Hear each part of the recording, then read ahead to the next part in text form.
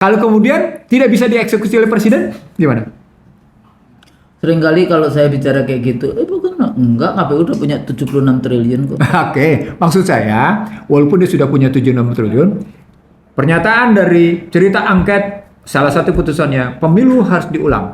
Pertanyaan besarnya begini, apakah Anda menggunakan makan siang gratis itu sebagai tematik melawan neoliberal? Karena neoliberal itu no freelance, tidak ada makan siang gratis, dan kemudian Anda mau mengatakan makan siang gratis, maka simbol makan siang gratis itu adalah bentuk perlawanan, atau sesungguhnya Anda sedang meneruskan yang namanya no freelance.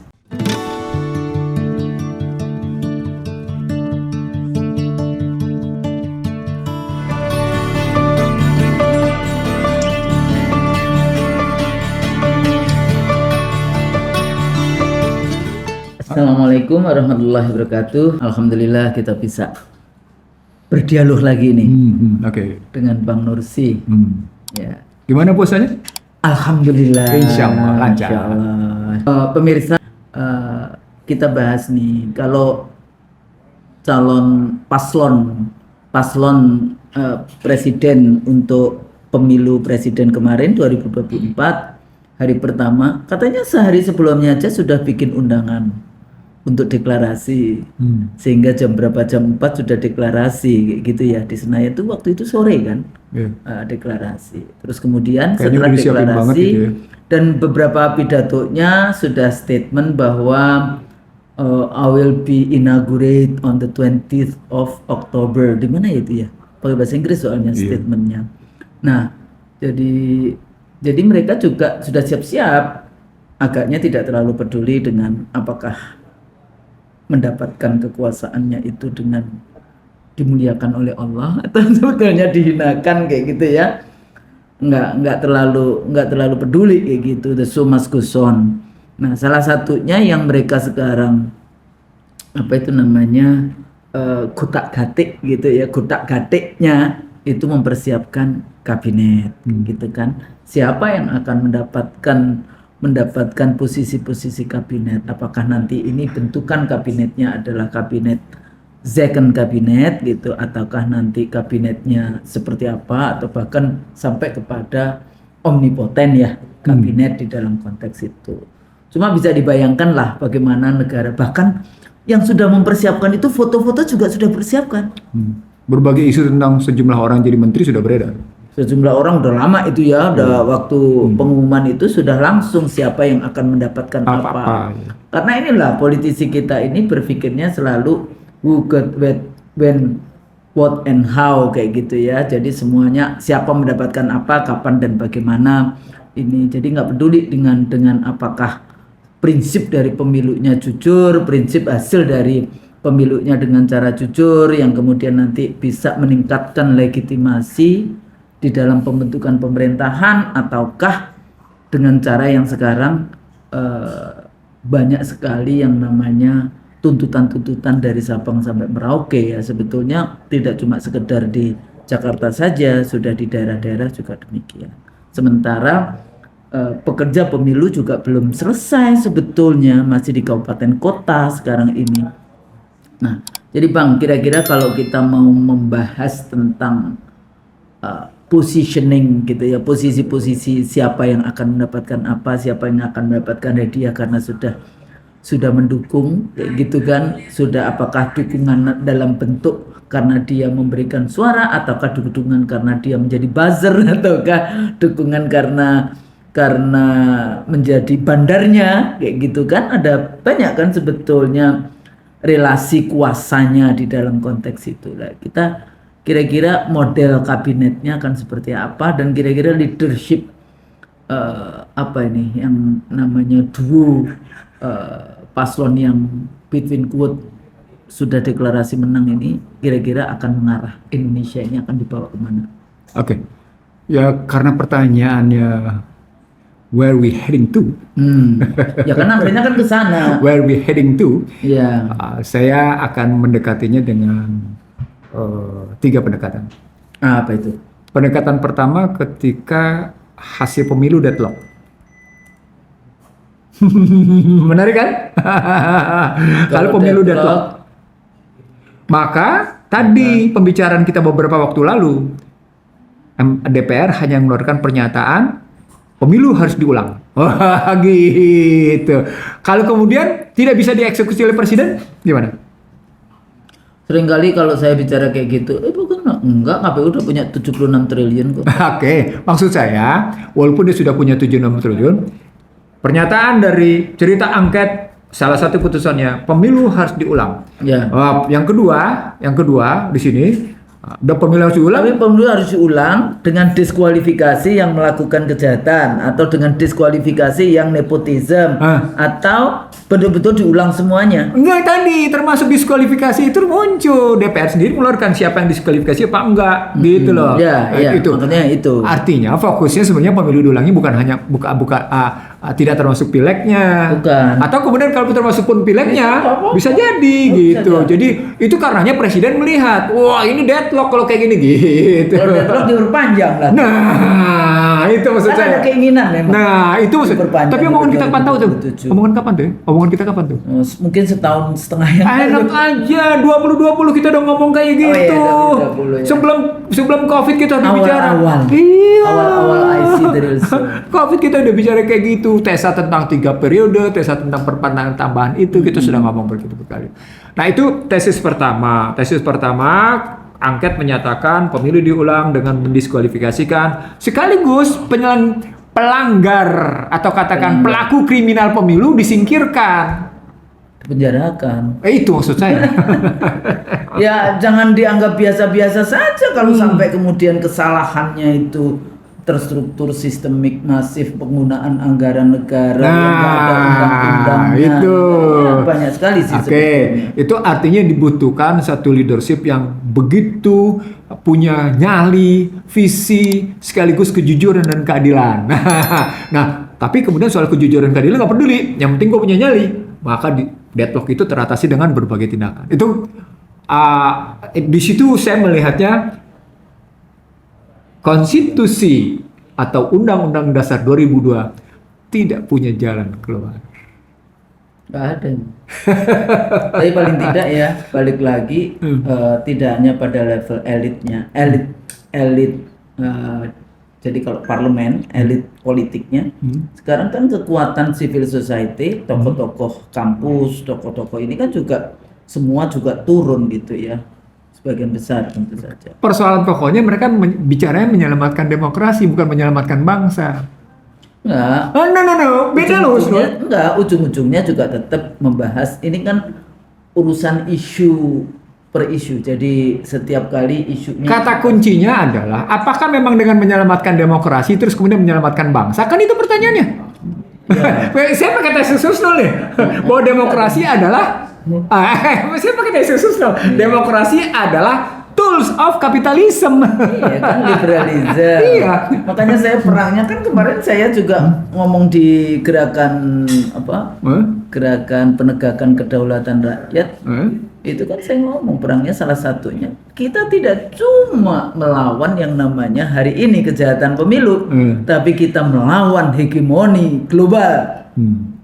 Itu tadi liberalisme kapitalisme. Itu makanya. Jadi kalau kita balik lagi ke situ, kita sesungguhnya bukan, saya ingin mengajak khususnya. Nggak, tapi kita ingatkan Bang. Iya. Jadi kalau Bang Nursi melihat bahwa sebagian dari kita hanya short sighted gitu ya, hanya melihat jangka pendek tentang demokrasi yang hancur kayak gitu kan, karena suksesinya bahasa saya udah malpraktek ini sudah pemilu gagal kayak gitu kan. Tapi cuma menyelamatkan ini saja, tapi tidak menyelamatkan posisi Saya tidak ingin mengikuti tesis demokrasi died in the darkness. Ya, saya tidak mau ikut itu gitu. Saya tidak ingin. karena kita kan memang mau ini dekonstruksi sendiri. Nah, Demokrasi Pancasila. Nah, di situ jadi maksud saya begini Husnul. Kenapa saya mau ngajak Husnul bicara kabinet tadi? Saya ingin mengatakan inputnya beres dulu. Oke. Kalau inputnya beres, maka proses pembentukan kabinet akan melahirkan kebijakan-kebijakan yang memang berpihak kepada tadi visi dan misi berdasarkan kata pembukaan 45. Merdeka, berdaulat, adil, makmur, visinya. Misinya jelas. Tadi yang Husnul sudah bilang berkali-kali. Bagaimana Setiap melindungi, bagaimana melindungi, bagaimana menyejahterakan, bagaimana mencerdaskan, bagaimana mewujudkan keadilan sosial, gitu ya. bagi seluruh Dengan rakyat fondasi yang Indonesia. jelas, ketuhanan yang Maha Esa, hingga ujungnya adalah mewujudkan keadilan sosial tadi. Ya. Fondasinya begitu. Dan juga persatuan Indonesia, Bang. pasti. Itu yang ketiga enggak. Saya cuma shortcut aja. Jadi enggak, maksudnya kadang-kadang dianggapnya kita kan kita agak sedikit nyeleneh gitu. enggak discriminate against minority misalnya Enggak. seperti itu. Padahal kita selalu mengajak rahmatan lil alamin. Enggak. Persatuan Indonesia. Tipikal seorang Husnul Maria dan Ihsan Nurdin adalah tipikal bagaimana nilai-nilai kemanusiaan yang utama. Semua Itu. adalah ciptaan Allah. Iya, ciptaan Allah. Itu kita hormati dan kita hargai. Betul itu. Betul. Waduh, luar biasa penghormatan kita dan penghargaan kita terhadap nilai-nilai kemanusiaan. Jangan diragukan soal itu, gitu ya. Nah, sekarang kita balik lagi Husnul. Kalau modelnya tadi kemungkinan deadlock dan kemudian begitu, maka suka tidak suka memang harus ada penyelesaian secara konstitusional. Nah, penyelesaian secara konstitusionalnya apa? Itu kita punya beberapa cara di situ. Apakah melalui resolusi kelembagaan di MPR, ataukah melalui dekret gitu, atau kemudian dalam terus. Tapi sebelum Siapa yang ngeluarin dekret? Nah, presiden. Tetapi jangan salah, dengan mengeluarkan dekret itu dia akan kembali ke MPR. Ya. Begitu kembali ke MPR, jika MPR-nya diisi, di sini menarik. Ya. Jika MPR-nya diisi oleh orang-orang yang memang mumpuni, kalau pakai bahasa kerennya, Ya. dia bukan sekedar kompeten. Kompeten itu kan skill, knowledge, attitude. Ya. Komponen dari kompeten, skill, knowledge, attitude. Buat Ihsanuddin Nursi dan Husnul, kompetensi itu bukan cuma sekedar skill, knowledge, attitude, tapi juga ada kejujuran, Ya. tapi juga ada visi, Betul. tapi juga ada yang namanya insight analysis. Jadi juga Ulil albab. iya, sederhananya itu. Sudah, dia langsung Kan shortcut. itu. Dia langsung shortcut oleh albab dia. Ya, itu. saya jadi ketawa sendiri. Ya kan? Itu terminologi yang selalu kita pakai. Iya, oke. Itu- Dan harus terus-menerus dipakai, Bang. Pakai, iya. Supaya Karena memang tuntutan oleh albab itu dahsyat terus, no? Dahsyat. Luar biasa di situ. Nah, sudah ya. Kalau kita bilang akhirnya MPR memang mensyaratkan lahirnya kepemimpinan yang memang ulil albab gitu ya, maka dia akan menjadi ulil amri. Ulil amri. lalu di situ ketemulah namanya Halil lemah. Hebat kan tuh sudah. Nah, itu ini pikirannya kanan banget nih gitu. Ada yang bilang gitu, Kalau kita juga kanan ya. Masa kita mau ambil kiri? dan karenanya kalau kiri kita masih begini Husnul, melindungi. Melindungi. Oke, nah kita terusin Husnul. Kalau kondisi begitu maka kita ambil alternatif yang kedua. Alternatif kedua adalah seperti yang digaungkan oleh banyak pihak. Sudahlah, Iya. dalam pemilu itu biasa menang, biasa kalah itu biasa-biasa aja. Walaupun kemudian basisnya kecurangan. Means artinya Anda menerima kecurangan. Bukan sekedar menerima. Anda menganggap kecurangan sebagai tadi yang sudah bilang soal biasa. Soal biasa. Ini Nah, bahaya. Permissiveness dia. Permissiveness. Dan nanti gimana generasi-generasi berikutnya? Itu problematiknya. Jadi ini sejarah yang kita wariskan Iya. pada bangsa ini itu Iya. apa? Nilai-nilai yang salah. Nilai-nilai. Yang salah. Kalau nilainya sudah nggak ada, siapa who cares dengan bangsa ini? Ah. Masih eksis nggak Nah, nanti? itu yang sesungguhnya terjadi dalam pandangan saya ketika saya bilang siapapun presidennya, neoliberal penguasanya. Ingat nggak kita Iya, bicara ultra betul. neoliberal? Ultra. Ingat nggak kita bicara tentang ultra modern slavery system? Itu semua karena sistem politiknya begitu, Snul. Jadi dalam sejarah dimanapun di dunia, ketika ada orang bilang nyatakan decoupling antara politik dan ekonomi, itu isapan jempol. Karena tidak pernah terpisah yang namanya politik dengan ekonomi, pasti coupling. Iya. Pasti dia berdampingan, dia couple. Dia pasti couple. Satu keping mata uang. Iya, satu keping mata uang. Jadi ini. Iya, pasti begitu. Gitu. Nah, karena dia statusnya begitu, maka pertanyaan menjadi begini. Oke, kalau Anda menyatakan kita ikut nih perandai-andaian yang Anda bangun bahwa orang membenarkan kecurangan, sudahlah soal kalah menang biasa dalam demokrasi, soal menang. Oke lah, kita ikut sama Anda. Artinya Anda sudah membenarkan kecurangan. Maka pertanyaannya, kabinet apa yang Anda bentuk? Kalau sementara tesis Berangkatnya dari merempok suara rakyat. dan itu berarti Anda sedang mensohehkan, mengenerating. Kalimatnya lebih keras nih. Mengenerating neoliberal. Dahsyat kan? Mengenerasi. Generate. Mengenerate itu. Lah, liberalisasi, neoliberalisasi. Apa poinnya? Anda akan tertunduk totali pada one health, Anda akan tertunduk totali pada one digital currency. Artinya ujungnya Anda tutup pada tesis besar New World Order. Yang saya dengar itu juga memang begitu. Hah? Yang saya dengar juga begitu, karena ini yang Indonesia tidak bisa dipisahkan dari politik global. Ya, jadi restu dari, ya kayak kalau kita lihat misalnya di Middle East dulu di Algier ya, yang FIS menang, Prancis nggak setuju. Kalah, terus apa yang terjadi di Mesir, Morsi, bagaimana Tunisia, dan bagaimana Suriah diganggu, Itulah. bagaimana Kuba diberantakin. Jadi ya kan? kekuatan New World Order itu dengan diksi ilmiah yang luar biasa. Bukan diksi ilmiah tuh. Ya, mereka menggunakan this look like a scientific. Saya ingetin Husnul juga dan pemirsa bahwa itu bukan diksi ilmiah gitu. Mereka menggunakan itu look like diksi, yes. Look like seperti kata-kata dalam pemikiran Rousseau, the stages of economic growth, the manifesto of economic politics. Itu adalah manifesto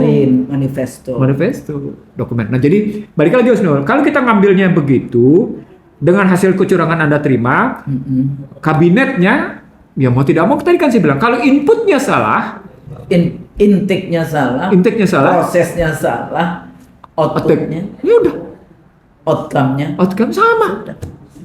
Bagaimana menyelesaikan? Nah, itu maksud saya. Jadi, kalau pakai pendekatan manajemen, visi, misi, kebijakan, sistem, struktur, baru person.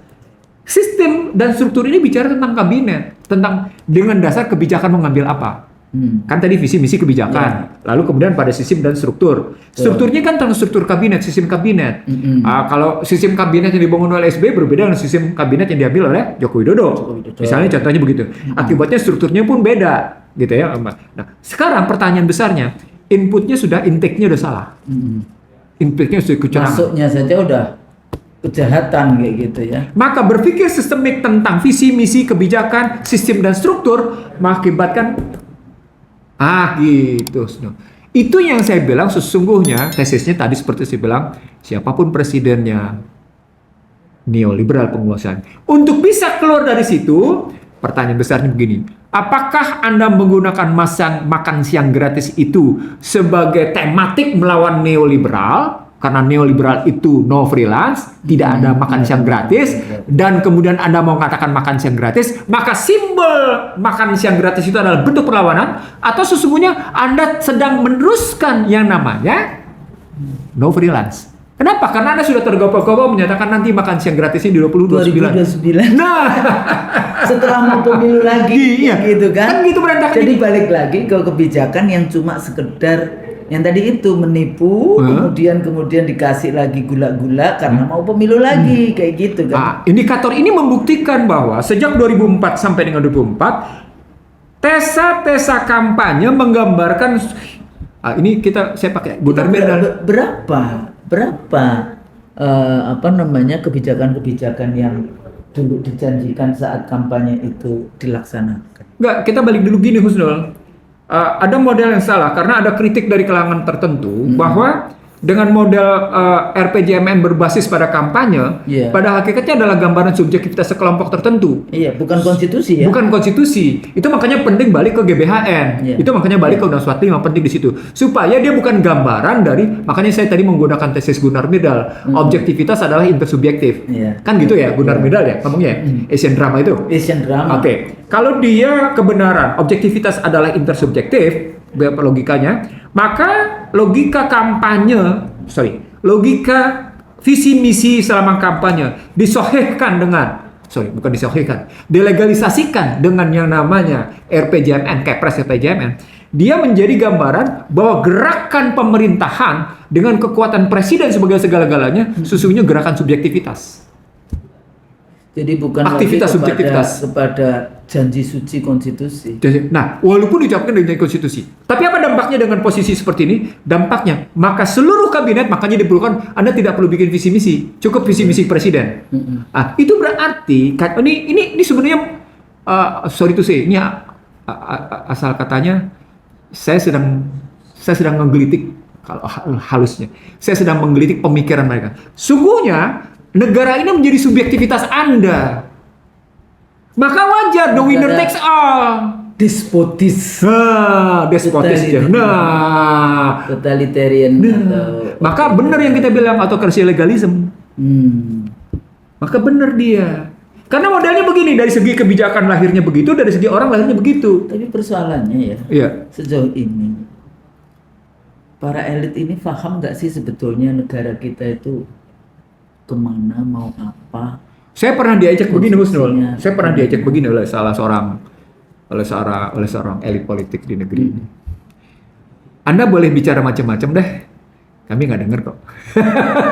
Oh, kita tujuannya bukan Anda dengar, Anda akan melakukan, Anda beriman atau tidak, bukan itu. Bukan itu ya? Tujuannya karena kita punya ilmu, kita dikasih oleh Allah ilmu, Heeh. sedikit banget ilmu yang kita miliki, Iya. tapi kita punya kewajiban untuk menyampaikan.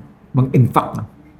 Menyampaikan, ya, menginfakkan, Iya. menyampaikan untuk mencerdaskan itu Menginfak tadi. itu, menginfak itu menyampaikan. Kan ilmu kita, walaupun kita kan katanya walaupun cuma satu ayat, tadi. Iya. kan Baligulani walau ayah. walau ayat, Iya. kan kita disuruh menyampaikan. Iya. Karena apa? Karena itu untuk urusan diri kita juga. Nantinya saat di yaumil hisab, ya, dengan kondisi kepolitikan yang hancur lebur seperti ini, Anda punya ilmu, sudahkah Anda sampaikan amar ma'ruf Nahi mungkar. nahi mungkar? Itu saja. Anda beriman atau tidak udah urusan Anda. Bahkan kalau dia sudah bicara dengan itu berat, artinya dia tahu sebetulnya kita menyampaikan apa, tapi dia tidak mau tahu. Nah, nanti Anda yang akan dihisap sendiri, kan gitu logikanya. Jadi jangan, nggak masalah, silakan mau denger nggak denger itu bukan urusan kita. Yang penting kita sudah menyampaikan. Karena ada kalimat gini, Husnul. Gimana? Ada telinga tidak mendengar. Untuk apa Anda dikasih? Ada Diciptakan oleh Allah telinga untuk ada mata. melihat yang apa namanya, mendengari mana yang baik dan mana yang benar, kayak Iya. gitu kan? Iya, ada mata tidak melihat. Ada mata tidak melihat, Ada telinga tidak mendengar, ada mata mendengar, tidak melihat, ada hati beku. ada hati. Apapun ya. Bang, ini Iya. Nggak, saya ingin mengatakan Iya. ungkapan bahwa ada mata tidak melihat, sumumbuk mu'uyuhum layarji'un, gitu ya. Sumbuk Layakilun, ada juga layakilun, nggak pakai akal. Nggak pakai Afala takilun, afala Iya, tatafakkarun. Nah, poinnya sebenarnya saya ingin mengatakan gini, Husnul. Kita sebelumnya sudah menyampaikan ada dua kesalahan. Kesalahan sistem dan kesalahan aktor. Gitu. Tapi ketika kita sekarang sampai pada kesimpulan bahwa orang punya hati tapi beku, mata tidak melihat walaupun kalbu ya, dan ada telinga tapi tidak mendengar, maka problematiknya menjadi begini. Apakah ini memang bagian dari, maaf ya, azab bagi bangsa ini? Karena Anda sudah Bisa azab, bisa laknat, sama aja ya. Iya, sama aja. Laknat Allah. Pertanyaan besarnya Jadi kan bagi begini. orang yang beriman ini adalah ujian, Ujian. bagi orang yang nggak beriman ini adalah laknat Allah. Nah, kenapa sampai saya ngajukan pertanyaan gini, Ustaz? Takut juga sih saya. Bukan, saya ingin takutnya pasti, tapi saya ingin mengatakan begini lebih dalam, Ustaz. Secara ekonomi Anda habis-habisan digulung oleh sistem riba yang Al-Baqarahnya menyatakan Allah dan Rasulnya akan memerangi kamu. Pertanyaan Kita bayar ribanya berapa bang setiap tahun? Hampir 500 triliun ribanya saja, bunganya. luar biasa. Ya, udah ketemu di situ. Pinjol kemana-mana, kredit gap luar biasa. Bang, nggak cuma terbulet pinjol, rakyat kita tuh sampai membunuh gara-gara mahasiswa saya. Iya. Maksudnya mahasiswa UI. Iya. Itu juga karena pinjol. Ada juga rektor yang kemudian kalau nggak bisa bayar Pinjol. disuruh pinjol.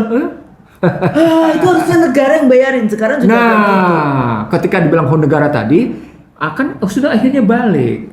Kalau begitu pertanyaannya, RPJMN yang merupakan intersubjektif dari apa yang Anda sampaikan selama kampanye, itu menunjukkan bahwa dia tidak menyelesaikan masalah. Gagal menyelesaikan masalah. Saya ingin mengatakan sama Husnul, intersubjektif Anda itu gambaran negara gagal.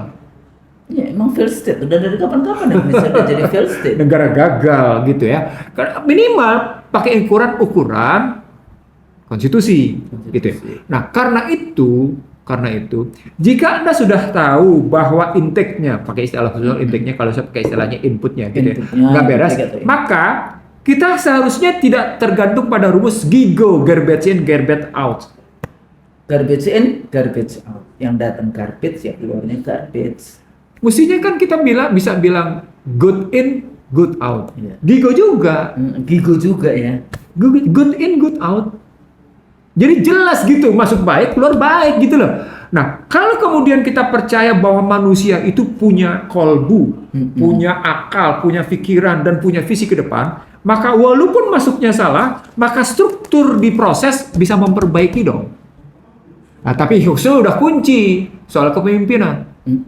Maka baliknya lagi adalah jika kepemimpinan dan proses kehidupan bernegara lagi-lagi tidak menyelesaikan masalah, si pemilik kedaulatan rakyat yang sesungguhnya tergantung pada kedaulatan Allah, gitu ya. Si pemilik kedaulatan rakyat yang tergantung pada kedaulatan Allah berhak untuk melakukan apa di situ, gitu. Memperbaikilah, mengambil kembali. Nah, artinya sebenarnya kita sudah sampai pada satu simpulan. Sistem ekonomi salah, sistem politik salah, dan sistem hukumnya sedang menjustifikasi kesalahan-kesalahan itu. Maka diperlukan sebuah tindakan besar. Nah, itu dimungkinkan Husnul jika, di sini menarik Husnul, jika kabinet yang dibentuk dari hasil kecurangan wailulil mutaffifin deh. Mudah-mudahan bukan dari situ, tapi kabinetnya yang memang memenuhi panggilan-panggilan tentang kebenaran dan kebaikan. Bisa. Yang Husnul bilang tadi, panggilan-panggilan yang amar ma'ruf nahi mungkar. Bisa. Husnul nanya, Husnul Makanya vicious circle. Kalau dalam bahasa Indonesianya seringkali diterjemahkan lingkaran setan. Iya. Bisa nggak lingkaran setan dipotong jadi lingkaran malaikat? Bisa, kayak gitu kan? bisa Husnul. Ya tapi kan apakah setan-setannya di situ masih duduk di situ? Tidak. Setan-setannya. Lo kan vicious circle kan katanya lingkaran setan. Tapi saya nggak ngomongin manusianya lah ya. Ini baru perspektif konsep. Iya. Perspektif. Ya kan? Bagaimana lingkaran setan menjadi lingkaran malaikat? Saya nggak bicara Amal ibadah lagi, karena setan itu amal soleh lagi, baru bukan. kemudian nanti balik lagi ke malaikat yang karena setan itu pada hakikatnya adalah manusia yang berperilaku iblis. Minal jinnati wan nas. Yang berperilaku iblis, yakni punya sikap serakah, sombong, menutupi kebenaran, gitu kan, tukang tipu, gitu. Nah, sekarang si manusianya itu tidak berperilaku seperti itu, tidak berperilaku seperti setan. Taubat. Kenapa? Karena dia ingat sumpah. Ingat sumpah. Kalau pakai istilah Husnul, kita doakan dapat bertaubat, taubat yang semuanya bangsa ini supaya mendapatkan barokah dari Allah, dari langit maupun dari. Enggak, yang saya mau ngajak Husnul sama IC dari show pemirsa pusing viewernya. bang melihat gini. Yang saya mau ajak. Jadi kabinetnya akan jadi kabinet apa kalau intiknya seperti itu? Kira-kira bagaimana memotongnya bahasa saya? Tuntutan rakyat apakah masih didengarkan atau yang tadi sumum bukmun umyum fahum la yaqilun? Gini maksudnya. Nggak pakai akal. Ini kalau pakai rumus termodinamika, gitu ya. Iya betul. Tentang bagaimana satu kondisi panas, energi termis, harus berubah menjadi energi mekanis, dan kemudian berubah menjadi sebuah dinamika gerak, gitu ya. Jadi energi dinamika gerak. Begitu. Maka sesungguhnya manusia kan punya hati, Husnul. Manusia punya Husnul. Husnul kan nggak mungkin nggak ada bisikan lembut di hati, nggak mungkin nggak ada bisikan kebenaran di hati. Ada, tapi setannya juga kuat juga. Setan itu ya kalau yang levelnya ulama ya setannya lebih tinggi dibandingkan ulama. Setan lewat ini ya kan ada kolbu, ada fujur ya. Yang satunya yang hati nurani. Ya makanya harus ada amal soleh. Kalau maksiat terus, nyuri terus, korupsi terus, nepotisme terus, bagaimana kemudian akan melaksanakan amanah konstitusi? Kan itu persoalan. Jawabannya hal-hal yang kayak gitu berhadapan dengan peperangan besar. Apa peperangan besar itu, Husnul? Nafsu. Betul sekali. Baru pulang kan dari perang. Itu tadi masih belum besar. Ada yang lebih besar lagi. Hawa nafsu. Nah, kita nih Ingat mati. Ingat mati. Nah, kita berdua nih sebenarnya sejak awal ingin mengajak semua pihak memenangi peperangan besar itu, Iya, Husnul. hawa nafsu itu. Kita sedang mengajak semua pihak memenangkan peperangan perang besar tadi. Dan tadi Husnul yang Husnul bilang bagaimana kita mengatasi wailul lil mutaffifin sama wailul mukazibin. Iya. Bagaimana mengatasi penipuan-penipuan, bagaimana mengatasi false truth. Itu yang sesungguhnya. Jadi Maslahat bangsa betul. ini. Jadi gitu kan? kita tidak bicara tentang kabinet tentang orang, bukan. Tapi Bukan. kita pendekatan kabinet dalam jalur konteks- value-nya, Betul. jalur nilainya. Betul. Makanya tadi saya bilang visi, misi, kebijakan, sistem, struktur. Tidak masuk ke person, tidak masuk ke orang. Kan struktur berikutnya adalah yang keenam tuh tentang person. Maka kita berhenti di struktur. Nah, struktur bicaranya pendekatan sistem. Nah, ternyata sistemnya amburadul. Kalau gitu kita masih punya harapan supaya kita tetap optimis ke Oh, depan. kalau kita beragama nggak boleh ya, kemudian kita Iya. putus asa nggak. Iya. Kita punya Allah. Iya. Kita terus menerus berjuang. Betul. Ya, jadi kalau saya selalu katakan zaman Nabi Musa dan Nabi Harun melawan Fir'aun, Haman dan Korun, yang kuat siapa? Fir'aun kan. Yang menang Nabi Musa. Zaman Nabi yang kuat Namrud, Raja Namrud kayak gitu ya. Tapi yang menang Oh, Ibrahim. Nabi Ibrahim. Zaman Rasulullah melawan Lebih dahsyat lagi. iya, melawan para kaumnya sendiri, Israel. pamannya sendiri ya. Bani Hasyim. Abu Lahab, Abu Jahal. Begitu kuatnya. Rasulullah nggak punya, bapak ibunya sudah nggak ada, kakeknya, pamannya sudah pergi kayak gitu ya. Tapi yang menang siapa? Wih. Rasulullah. Sehingga kalau Bang Lutfi kan paling suka itu bukunya siapa yang Rasulullah ditaruh di nomor 1? Michael Hart. Michael Hart. 100 ya? 100. 100 tokoh dunia yang bisa mengubah menjadi peradaban Islam yang luar. Saya ingin mengatakan pada pemirsa IC dari Shoulder, khususnya kepada diri saya dan Husnul, segala sesuatu dipergilirkan. Dipergilirkan. Dan pergiliran itu kita berharap bukan melahirkan berujung pada kehinaan. Mestinya melahirkan apa? Kemuliaan. Kemuliaan Allah.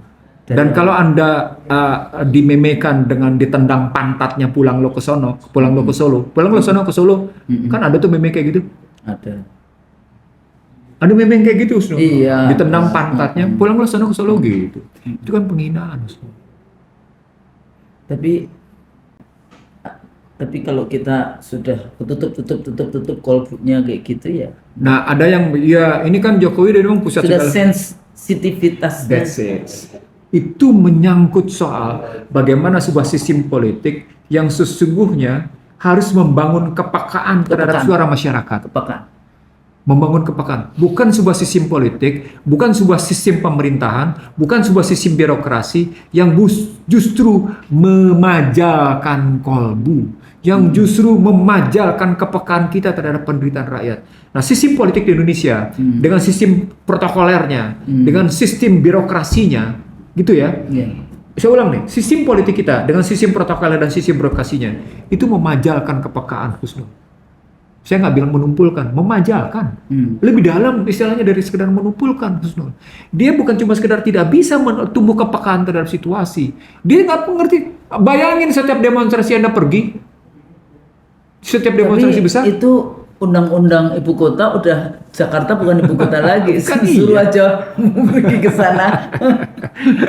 Iya, itu makanya yang nanti Husnul kita akan bicara soal bagaimana situasi Indonesia ke depan gitu ya. Ya, kita Tapi bahas paling nanti. tidak, kalaupun kita Balik hari lagi ini, jadi yang tadi yang Ya. dimaksudkan Bang Lutfi itu Iya. kita nggak bahas tentang siapa yang oh, akan menduduki jadi menteri siapa menduduki ya. apa, ya.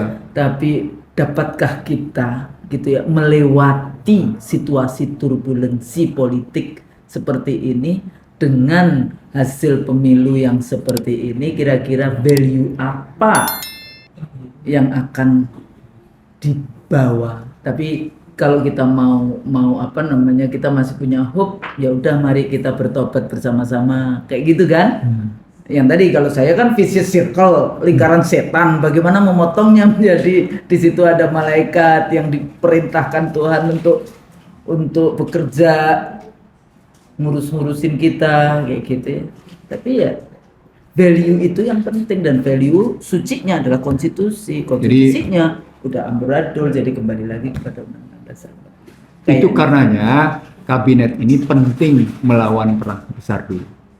Penting melawan peperangan besar dulu. Selama mereka yang duduk dalam kabinet tidak bisa memenangkan peperangan besar itu, saya khawatir Anda punya jabatan legal terhormat, tapi secara sosial Anda tidak terhormat. Saya khawatir itu. Saya banyak menyaksikan, maaf ya, saya tidak bisa ngomong nama lah ya, tidak sama. Saya banyak menyaksikan, iya secara legal Anda terhormat. Anda bukan terhormat, Anda legal, iya, berkuasa, gitu ya, legal. Iya. Tapi siapa yang menentukan? Iya. Diputuskan oleh siapa? Iya, KPU, dimenangkan oleh KPU, dimenangkan oleh Bawaslu, dimenangkan oleh MK. Kan secara filosofi gini Husnul, kekuasaan politik itu kan berbuah pada rasa hormat orang. Ya. Berbuah pada rasa penghargaan orang, respect. Berbuat pada rasa kemuliaan, legitimasi sebetulnya. Posisinya begitu posisi. Ada poinnya adalah bagaimana rakyat menghormati dan menghargai, kan itu ya. Tesis ini sebenarnya sudah salah secara filosofis karena rakyat tidak lagi dilihat sebagai sumber kedaulatan rakyat, tapi rakyat sebagai objek kedaulatan. Ini problematik besar ketika karena suaranya diambil. Iya. Nah, itu yang saya sebut sebagai ketika filosofinya kekuasaan itu melahirkan penghormatan penghargaan, dia beda sebenarnya karena sesungguhnya rakyatnya yang tetap harus dihormati dan dihargai. Nah, dalam konstruksi kabinet saya ingin mengatakan pada IC dari show pada ini bahwa kabinet yang kita bicarakan kali ini adalah kabinet yang sesungguhnya jangan ditutup dengan seperti kondisi sekarang. Sorry to say, Anda boleh dapatkan survei bahwa Anda tetap dihormati dan dihargai. Tapi realitas, Anda juga patut tahu bahwa jadi berada di balik survei-survei betul, beyond the numbers, beyond the berlindung dari pasal-pasal juga. Gitu loh. Dan jangan terburu-buru bahwa Anda punya jabatan itu kemudian nanti setelah saya pernah bilang dalam satu kesempatan, cobalah saksikan bagaimana kehidupan Huzul punya teman berapa orang yang pernah jadi menteri? Ya lumayan lah. Banyak ya. Setelah itu kemana mereka? Nggak tahu. Jelas. Tidak tahu gitu. Begitu ya. Juga teman-teman Husnul yang jadi anggota DPR misalnya. Anggota DPR banyak, juga yang di partai banyak. Sekarang saya tanya lagi lebih berapa banyak teman-teman Husnul yang kemudian atau katakan juniornya Husnul yang pernah menjadi KPU terus kehidupannya gimana setelah itu? Iya, ada yang junior saya ada yang tetap bertahan KPU. Seperti Husnul sebagai KPU meninggal. Coba. Jadi artinya begini Husnul, saya ingin mengatakan, saya ingin berbagi lewat IC dari show, saya ingin berbagi lewat semua kanal YouTube ini bahwa Anda tidak bisa melihat kehidupan itu cuma dalam perspektif kekinian. Anda harus melihat setelah menjabat. Saya pernah punya pepatah begini, mana lebih hemat, menikmati selama menjabat atau menikmati setelah menjabat? Menikmati setelah menjabat. Apa artinya? Kenapa? Artinya bahwa di dalam pada saat kita menjabat akhir yang baik, akhir yang baik. Namanya husnul maiyah. Iya. Insya Allah menjadi husnul khotimah. Itu loh. Jadi saya ingin mengajak, jujur saya bilang, saya ingin mengajak semua kalangan menutup dengan kebaikan. Betul semuanya. Jadi silakan Anda menyusun kabinet dengan sebaik-baiknya gitu ya.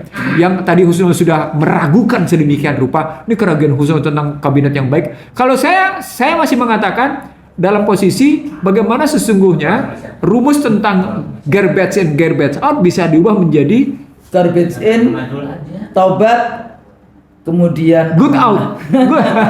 Gitu loh. Tapi kan ini urusannya akhlak. Akhlak itu nggak bisa cepat kayak gitu ya. Itu membutuhkan keimanan dan ketakwaan yang luar biasa. Bukankah Anda dikasih kesempatan untuk melakukan revolusi? Iya betul, revolusi akhlak. Revolusi akhlak. Iya. Dan itu berarti Anda hijrah dari perilaku yang Iya. Hijrah. Mari kita hijrah. Iya. Jadi kalaupun nanti terbentuk Umar bin Khattab dulu juga luar biasa. Tapi habis itu menjadi pembela. Iya, benar. Gitu. Tapi kalau Khalid bin Walid kalau kita melihat politik hari ini, ya saya itu kayak ya Allah membaca sirah nabawiyah, bagaimana yang namanya Rasulullah dulu, para pemimpin Khulafaur Rasyidin setelah Rasulullah kayak gitu. Nggak ada itu pemikiran-pemikiran yang cuma menumpuk kekayaan untuk diri sendiri. Itu makanya gitu? Makanya balik lagi ke tesis kita yang selalu kita ungkapin Husnul dalam IC Daily Show. Kepemimpinan itu memang sangat penting. Walaupun sistemnya busuk, tapi kalau kepemimpinan baik, bisa jadi bisa. masih bisa kayak gitu. Jadi walaupun Undang-Undang Dasar 2002 ini sudah inkonsistensi secara paradigmatik, konsepsi dan teori, tapi jika ditemukan pemimpin yang baik, mungkin kita bisa mengajak lagi untuk ke arah yang jalan yang baik, Tapi jalur kalau- yang baik gitu. Bang, Ya, tapi kalau balik lagi ya, semuslim tentu saja beriman pada ya jadi the book itu artinya Al-Quran. Di situ kan lengkap dengan justice itu unseparable. The book, hukum, law, justice itu unseparable. Nah, kalau kita kemudian yang the separation between state and church, pemisahan antara negara dan agama itu terus-menerus dipertontonkan. Menurut saya ya hilang itu tadi. nah itu kalau sudah ngambil kayak gitu, itu berarti orang-orang itu tidak sampai pada posisi kita pun usilat dan kimat. Oh, gimana? Fusilat dan Fusilat. kimat. Kitab yang demikian detail, tertata rapi, sistematiknya benar, Benar. dan lengkap dengan segala macam kejelasan tentang apa saja. Itu ada di dalamnya. Makanya pemimpin itu harus punya track record keadilan. Iya. Dia memang pantas, Iya. dia mengerti, jadi agamanya bagus dan mengerti tentang bagaimana menyelesaikan masalah dunia. Nah itu di situ kalau menggunakan konstruksi kata pembukaan Undang-Undang Swatimah Atas berkat rahmat. rahmat Allah, maka pemimpin Indonesia bukan cuma sekedar seorang pemimpin berpengetahuan, bukan cuma seorang pemimpin yang punya visi dan misi yang hebat, tapi juga punya keimanan yang hebat. Keimanan. Gak ada lain kecuali itu kok. Sehingga- ternyata. Itulah karena dia akan melakukan apapun, dia ingat Allah melihat. Sehingga memang dia dengan didorongkan keinginan luhur menghantarkan bangsa ini menjadi sejahtera, menjadi cerdas, menjadi adil gitu loh. Iya. Karena didorongkan oleh keinginan luhurnya. Satu beradab, Iya, beradab. kemanusiaan, menyelesaikan masalahnya dengan musyawarah, mufakat, Iya, gitu. dengan kedaulatan rakyatnya juga juga diperhatikan. Jadi kita tidak Sebetulnya kita para pendiri bangsa kita dulu itu luar biasa. Iya. imannya itu yang hebat. Nah itu disebabkan oleh para pendiri bangsa itu betul-betul didorongkan oleh keinginan luhur. Mereka tidak bicara tentang kepentingan diri, keluarga dan kelompok atau partai, sehingga mereka bisa melahirkan pemikiran-pemikiran yang jernih, pemikiran-pemikiran yang jauh melampaui generasinya. Saya menyebutnya tadinya cuma 3-4 generasi, tapi setelah saya sakit ini bisa sampai 5 generasi dia lampaui, ini hebat juga ya. Kalau kayak gini. Cara berpikirnya Luar biasa. Ini sudah 75 tahun kan? Sudah 75. Gila. Iya kan? Sudah 75 tahun lebih. Sudah 79 kayak gini. 79 Iya, nanti. 79 gitu kan? Gitu ya. Kalau dia mendekati 79 kan sudah masuk generasi keempat deh. Iya. Generasi keempat. Dan dari segi pemikiran, kita memang selalu menjadi korban dari sebuah pertarungan. Sorry itu sih. Pertarungan perang nilai. Ghazul Fikri. Iya. Jadi saya ingin mengatakan gini, kalau kabinet sadar bahwa Indonesia adalah ajang pertarungan peradaban, ajang pertarungan budaya, Tapi ajang ini- pertarungan pemikiran. tapi nanti ini kita yang akan kita bahas pada video berikutnya. Jadi Bang, balik lagi Iya. kabinet tadi Iya. ya kita mengharapkan ada leadership untuk menyelesaikan konflik vertikal, konflik horizontal yang terjadi hari ini. Nah, ini sebenarnya kita ngomong kayak gini khususnya untuk mengatakan kepada seluruh pemirsa Dari atau teman-teman. para pemimpin yang menyaksikan kami Iya, di sini, para- gitu ya. Para pemimpin bangsa yang menyaksikan kami atau siapapun Anda yang sedang menyaksikan, kami tidak berpretensi negatif. Kami tidak berpretensi selalu tentang kami justru kalau mau dibilang kami ingin berbagi, kami ingin menginfakkan ilmu kami tanpa harus berpikir tentang jabatan apa yang akan kami terima. Udah tua udah. Jadi kalaupun hari ini kami berpikir tentang kabinet, itu maka sebenarnya kabinet yang kami pikirkan adalah kabinet tadi melaksanakan visi dan misi kata pembukaan, sehingga dia betul-betul mewujudkan keadilan sosial, sehingga mewujudkan ujungnya mewujudkan harkat martabat bangsa dalam pergaulan internasional. Bangsa dan negara ini sehingga mendapatkan ridho Allah gitu, baldatun thayyibatun wa rabbun ghafur. Dengan begitu kita dapat harkat martabat dalam pergaulan internasional. Tidak seperti sekarang. Harus bisa leher kita berdiri tegak. Betul. Nah, untuk bisa berdiri tegak ngapain? Berhenti hutang. Berhenti hutang. Nah, itu nggak mungkin nggak kabinet itu kayak gitu. Saya tidak tahu. Nah, Kesengat. Karena belum apa-apa di 2024 ini, wah kami sudah mencairkan utang sebanyak 16%. kenapa ya kok jadi penguasa itu bangga dengan hutang itu? Nggak ngerti konsep hutang kali ya? Iya, Atau that's the way ideologi liberalism materialismnya itu mengajarkan emang hidup dengan hutang mungkin untuk ini mungkin mereka merasa bahwa stabilitas. bukan pemikiran tentang PDB yang basis investasinya dari utang luar negeri atau investasi asing sebagai sebuah kebenaran mutlak. Iya. Jadilah kemudian 7E tidak ada masalah. Itulah. Ya, jadi itu balik- saya selalu ngomong jangan come to invest in my country itu kan. Iya, iya. Padahal itu adalah 7E. 7I. Iya, 7I. Berujung Akhirnya pada instability. instability. Nah, itu bisa dirasakan sekarang. Iya. Bisa dirasakan sekarang. Saya kira gitu, Saudara. Oke. Oke. Terima kasih ya. Ya. Bang Nursi, jadi itu pemirsa, mudah-mudahan apa yang kita bahas hari ini memberikan hints kepada siapapun ya. Jadi kita memang sedang bermimpi zakan kabinet. Nah, second kabinet.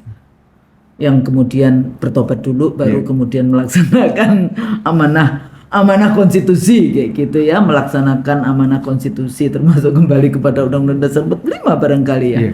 Saya pikir itu mudah-mudahan berguna. Kalau salah tentu saja minta maaf. Nasrul minallah wa fathun qarib. Wassalamualaikum warahmatullahi wabarakatuh. Waalaikumsalam.